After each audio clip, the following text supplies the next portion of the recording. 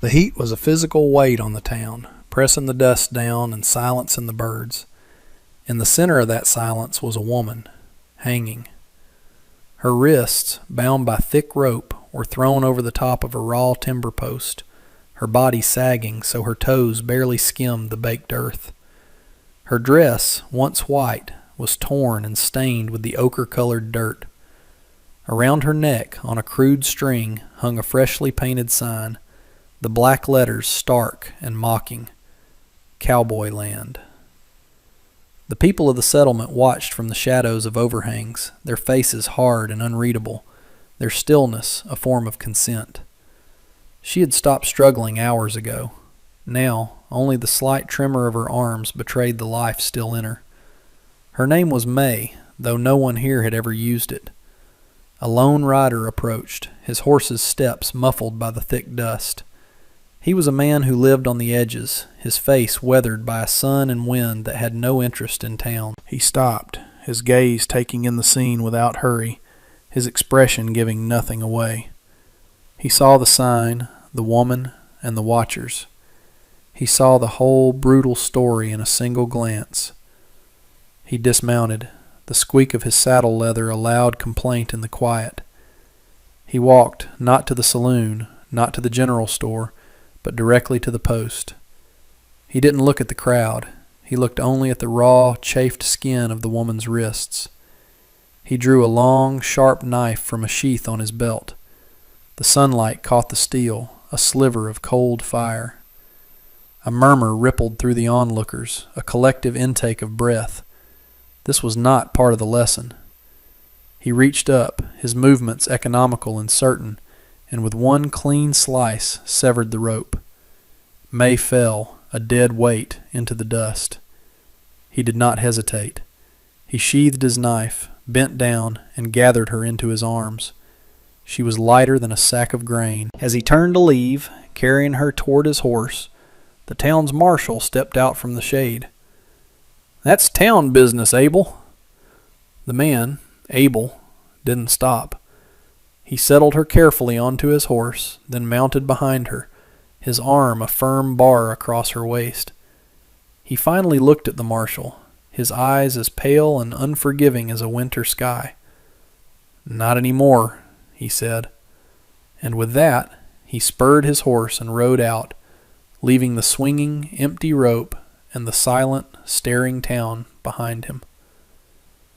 She woke to the smell of pine and dust, and the unfamiliar sensation of a soft mattress beneath her. Panic, cold and sharp, seized her. She sat bolt upright, her breath catching in her throat, her wrists screaming with a fiery pain where the ropes had been. The room was small, a single square of light from a window illuminating a sparsely furnished cabin. A man sat at a small table, his back to her, mending a piece of leather tack. It was him, the man who had cut her down. Her mind raced, a frantic animal in a cage, from one prison to another. She slid off the bed, her bare feet hitting the cool wooden floorboards. Every muscle screamed in protest. She had to run. She didn't know where, only that she had to get away from this man, this place, this entire country that had tried to erase her. She stumbled toward the door, her hands shaking. He heard the movement. He didn't turn around, not at first. He simply stopped his work, his hands going still. "Door's not barred," he said, his voice low and rough, like stones grinding together. His stillness was more unnerving than a threat. She fumbled with the latch, her fingers clumsy and weak. She wrenched the door open and staggered out into the blinding afternoon sun.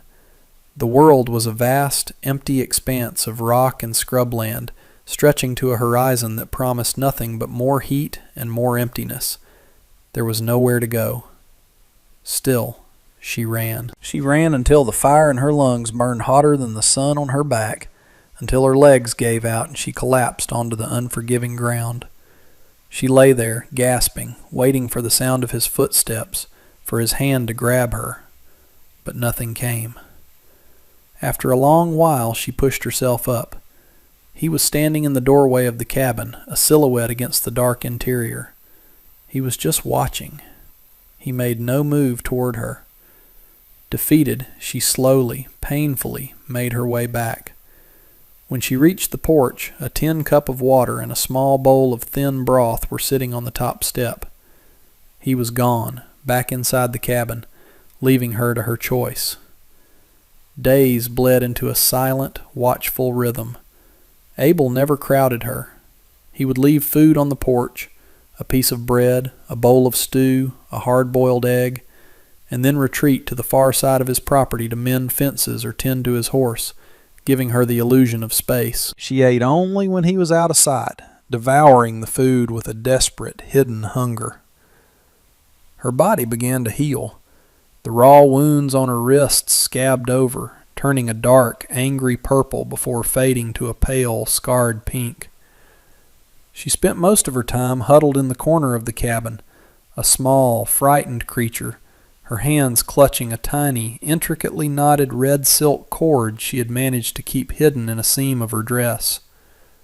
It was all she had left of her husband, of her old life. Twisting the knot between her fingers was a prayer, a memory, a way to hold on to herself. Abel watched her from a distance. He saw the fear that never left her eyes, the way she flinched if he moved too quickly. He saw the endless, silent work of her fingers on the bit of red cord. He knew what loneliness looked like. He had lived with its ghost for years. His was a quiet, stoic thing. Hers was a raw, shrieking wound. He never tried to speak to her beyond the necessities. "More water," he'd say, placing a fresh bucket by the door. "Night's getting cold," he'd mention, adding another log to the small hearth. One evening, as he was bringing in a clumsy armload of firewood, he tripped on the uneven porch step. The logs went flying with a loud clatter. He landed hard, with a grunt of surprise and a curse under his breath. He sat up, rubbing his shin, looking more embarrassed than hurt. From inside the cabin, a sound cut through the quiet twilight. It was small, choked, and broken, but it was unmistakable. A laugh. May had her hand clapped over her mouth, her eyes wide with shock at her own betrayal, but the sound had already escaped. Abel looked at her, and for the first time, a slow, weary smile touched his own lips. The silence that followed was different. It was no longer empty. The summer storm broke without warning, a violent deluge that turned the dusty landscape into a sea of mud. The wind howled around the small cabin, and rain hammered against the roof like 1,000 angry fists. They were trapped inside together. The world shrunk to the four walls of the small room, lit only by the flickering glow of a single lantern. The air was thick with unspoken things, charged with the tension of their proximity. Abel sat at the table, cleaning a rifle with methodical, deliberate movements.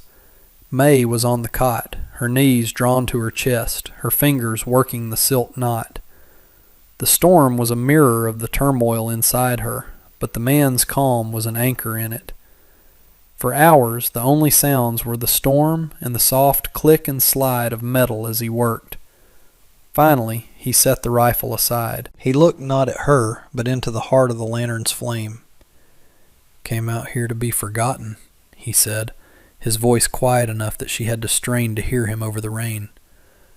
"Figured if a man makes no noise, the world leaves him be. Sometimes I think the silence is louder than any town." He was offering a piece of himself, a reason. It was a bridge built across the small room. She watched him, her dark eyes reflecting the flickering light. Her fear had, for a moment, been replaced by a weary curiosity. This man was not like the others. He had saved her, sheltered her, and asked for nothing. He had shown her a kindness that felt more dangerous than any cruelty because she did not understand it. She thought of her husband, of the dreams they had carried across an ocean, dreams that had turned to dust in this hard, unforgiving land. Her voice, when it came, was raspy from disuse, her English clumsy and thick with her native tongue. "He promised," she whispered, her gaze fixed on her own hands. A garden. It was all she said, but it was enough. It was a story of hope, of loss, of a promise broken by this very land. In that small, storm-battered cabin, two solitudes touched, recognizing the shape of their own loneliness in the other. The riders came a week later, 3 of them, materializing out of the midday heat shimmer. They were from the town, their faces familiar masks of grim certainty. They stopped just beyond the porch, their horses shifting nervously. Abel was splitting wood, the rhythmic thud of the axe the only sound. He stopped when he saw them, resting the axe head on the chopping block, his body calm but coiled with readiness. May, who had been washing a bowl by the water pump, froze. The terror was immediate, a cold fist clenching in her stomach. She scrambled back toward the cabin door, her heart hammering against her ribs. The lead rider, the town marshal, spat a brown stream of tobacco juice into the dust. "We've come for what's ours, Abel. The town needs its lesson remembered." He didn't look at May, but his words were for her, branding her as an object, a piece of property. Abel didn't move from his spot. "She ain't property," he said, his voice flat and even. "And she ain't a lesson. She's a person. You'll leave her be." The marshal laughed, a harsh, ugly sound. "You've been alone too long, old man. Forgotten the rules. That thing belongs to us. We'll hang her proper this time." He and the other 2 men began to dismount. Abel didn't raise the axe. He simply stood his ground, a stubborn, immovable obstacle. "You're not taking her." The confrontation was brutally swift. One of the men lunged for the cabin door where May was hiding. Abel moved to intercept him, and the marshal brought the butt of his rifle down hard across Abel's shoulder. Abel staggered, a sharp cry of pain escaping him, but he didn't fall. He swung a fist that caught the second man squarely in the jaw. As the third man grabbed him from behind, May screamed, a raw, piercing sound of pure fury. The riders, surprised by the ferocity of the resistance, hesitated. The marshal raised his rifle again. "This ain't worth dying for, Abel." He looked from Abel's bleeding face to May's terrified one. "We'll be back," he snarled, "with more men. You can't hide forever." They mounted their horses and galloped away, leaving a cloud of dust and a ringing, terrible silence in their wake. Abel slumped against the wall of the cabin, his arm hanging at an unnatural angle. Blood dripped from a cut on his forehead, tracing a crimson path through the dust on his cheek. May rushed to him, her fear momentarily eclipsed by a fierce, protective urgency. She touched his shoulder gently, and he winced, his face pale beneath his tan. "Inside," she urged, her voice trembling. She helped him into the cabin and onto the cot, her small frame straining under his weight. The man who had been her unyielding protector was now broken and bleeding because of her. The debt was being called in, not by him, but by the world. For the first time since he'd brought her here, she took charge. She found clean cloths and a bucket of water. With hesitant, careful hands, she washed the blood from his face. He watched her through half-closed eyes, his breath coming in shallow gasps. She remembered the herbs her grandmother had used for pain and swelling, and she searched the small patch of wild growth behind the cabin, her mind a flurry of remembered lore.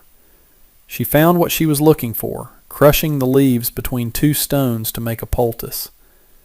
When she returned, she saw his shirt was soaked with blood from a deeper gash on his side. Without thinking, she took the hem of her own tattered dress, the thin fabric a symbol of her degradation, and tore a long, clean strip from it. She packed the poultice against his wound and wrapped the strip of cloth firmly around his ribs, her movements sure and practiced. He flinched but didn't protest. When she was done, she heated the last of the broth and held the bowl to his lips, tipping it so he could drink. The role reversal was absolute. The rescuer had become the one in need of rescue. He looked up at her, his gaze clear and filled with a raw vulnerability she had never seen. "You saved me," he rasped. She shook her head, her dark eyes meeting his. A single tear traced a clean path down her dusty cheek. "We save us," she whispered. The promise hung in the air between them, a bond forged not of words, but of shared blood and sacrifice. In the days that followed, a new partnership formed. While Abel healed, his arm in a crude sling she had fashioned, they worked to fortify their small refuge. The threat of the rider's return was a constant, low hum beneath the surface of their quiet days. May took over the outdoor chores, her movements growing more confident. She learned the heft of the axe, the rhythm of splitting wood. She learned to read the sky for rain and the tracks in the dust for signs of visitors. Abel, confined to the porch, would offer quiet instructions, his respect for her growing with every task she mastered. They worked together to barricade the door and reinforce the window shutters. Their hands would often brush as they passed tools or held a board in place. Each touch was a small spark in the quiet atmosphere of their shared existence, a language of its own that spoke of trust and a burgeoning, unspoken affection. One afternoon, Abel held out a piece of soft, supple deerskin. "For your hands," he said gruffly. "That red cord is nearly worn through." May looked from the deerskin to her frayed silk knot. That knot was her past, her grief. This leather was something new, something that smelled of this land, of him. She accepted it, her fingers tracing the smooth surface. That evening, by the light of the fire, she began to teach him. She showed him how to tie the endless knot, a complex pattern with no beginning and no end, a symbol of interconnectedness in eternity. His large, calloused fingers were clumsy at first, but he was a patient student. As she guided his hands with her own, her touch lingering, the space between them shrank until it was nothing at all. He looked from their joined hands to her face, illuminated by the firelight. "May," he said, speaking her name for the first time. It sounded like a prayer on his lips. She didn't pull away. She leaned into his warmth, a silent surrender to the fragile, dangerous hope that was growing between them. They were no longer just two survivors. They were building a home. Their small two-person world was interrupted by a third. A stray dog, little more than a walking skeleton with dull, matted fur, appeared at the edge of the clearing one morning. It was terrified of them, slinking away if they made any sudden move, its eyes filled with a deep, hopeless mistrust of humans. May, remembering her own terror, felt a pang of kinship. Abel saw it too. He began leaving scraps of food a good distance from the cabin. The dog would only approach after they had retreated inside, snatching the food and disappearing back into the scrub.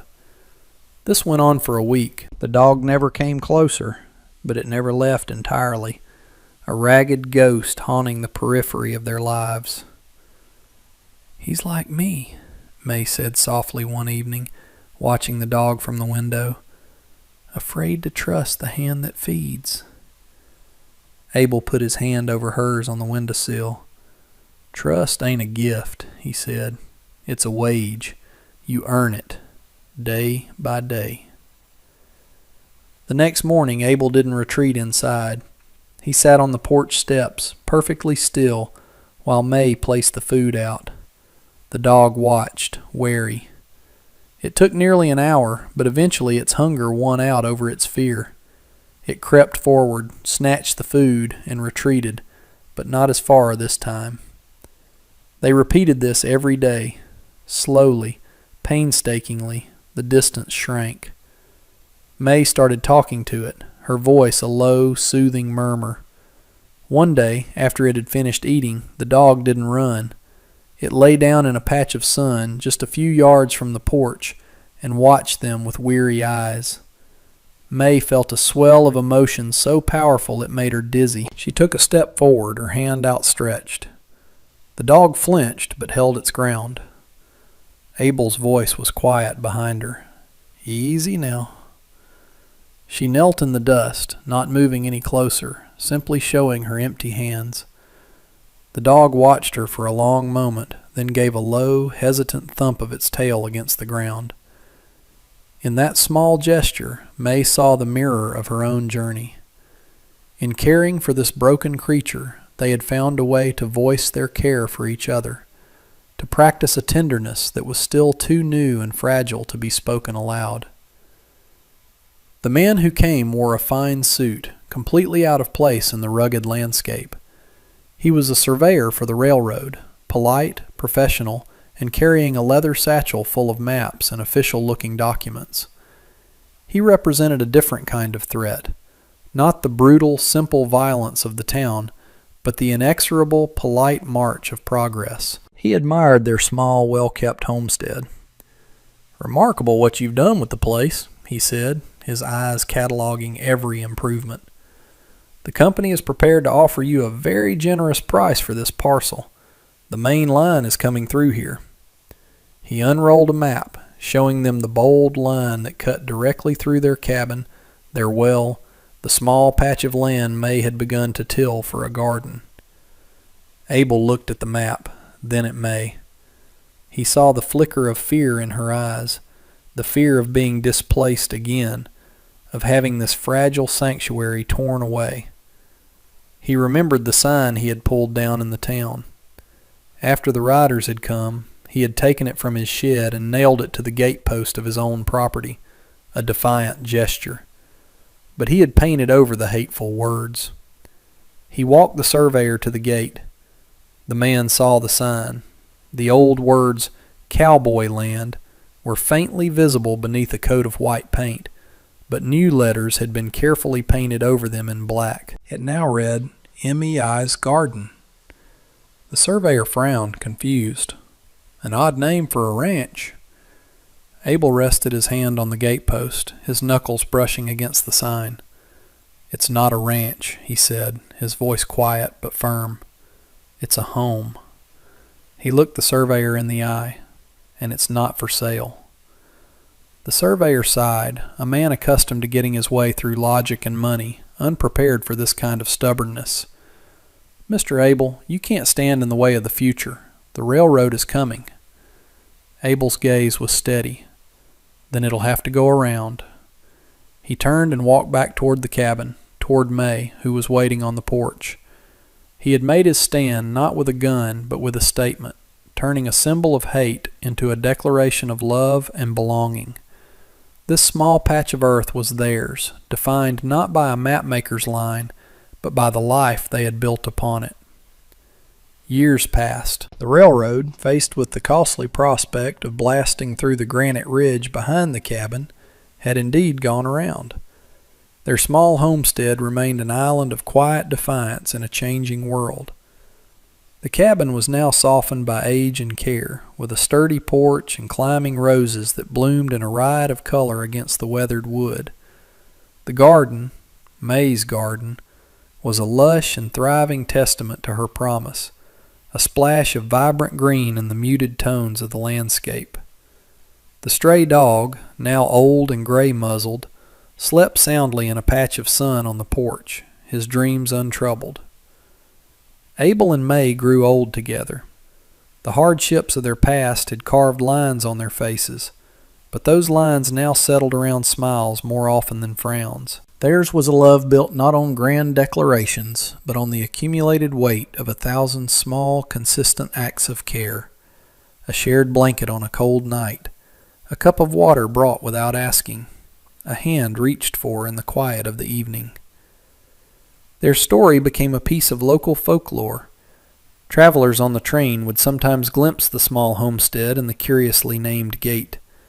The legend of the lone rancher and the woman he had cut down grew with each telling, transforming from a grim tale of frontier justice into a story of radical kindness. It was said that their home was a refuge, a place where the outcast and the forgotten could find a moment of peace. They never sought this reputation, but they never turned anyone away who appeared at their gate in need. One evening, as the sun bled orange and purple across the horizon, Abel and May sat together on the porch swing he had built. Her head rested on his shoulder, and his arm was wrapped securely around her. Her fingers, gnarled with age and arthritis, were intertwined with his. They didn't speak. There was no need. The comfortable silence between them held everything: the memory of pain, the long road to healing, and the profound peace of a love that had been earned. He looked at the sign on the gate, its letters faded but still clear. May's Garden. It had started as a brand of hate, had been transformed into a defiant claim, and had now become a simple, enduring truth. This was home, a place not found, but made.